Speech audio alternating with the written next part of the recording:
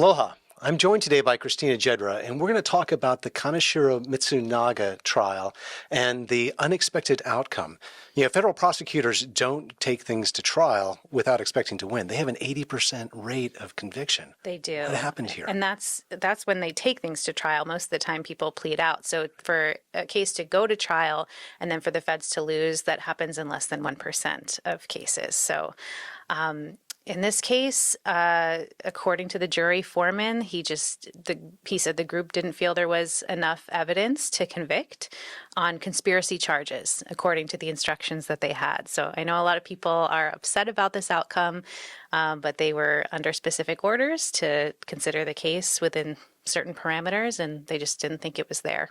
Right. So the federal prosecutors brought a case that was dealing with campaign contributions to Keith Kaneshiro, who was a former Honolulu prosecutor.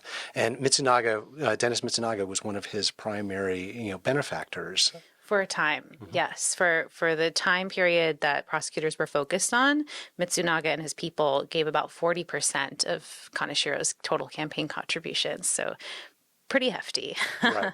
at a time when they were pursuing the prosecution of a former employee. So there's that circumstantial evidence of like these things were happening around the same time. But according to the jury foreman, they wanted to see an explicit agreement of a conspiracy, that this was the plan all along and one thing caused the other, and they just didn't think it was there. Right. And the prosecution, put forward a case that was at points the jury said was muddled.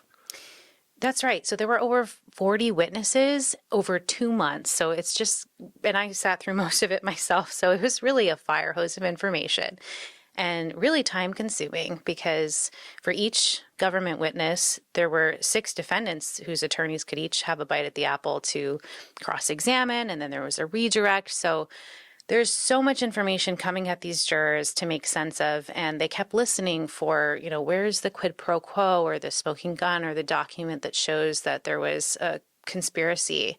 And they said it never came. Right. And there's still, the trial is over, obviously they've been acquitted, but it doesn't seem like everything is over. During the trial, Mitsunaga was imprisoned for witness tampering. That's right. So he was found to have violated the terms of his release. So for a couple weeks, he was in jail. Actually ended up getting injured in jail and tried to get out on those grounds, but that didn't work out. So he was released once he was acquitted. But he did lose $50,000 for violating the terms of his release. So he, faced a consequence in that regard.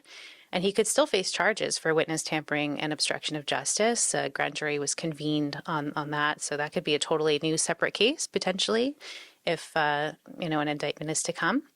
And another defendant, Terry and Otani, could also face state charges for alleged campaign violations. So we shall see. Right. Well, there's still a lot of twists and turns, in this case that I'm sure you'll be following on civilbeat.org. Thank you so much, Christina. Thanks, Naka.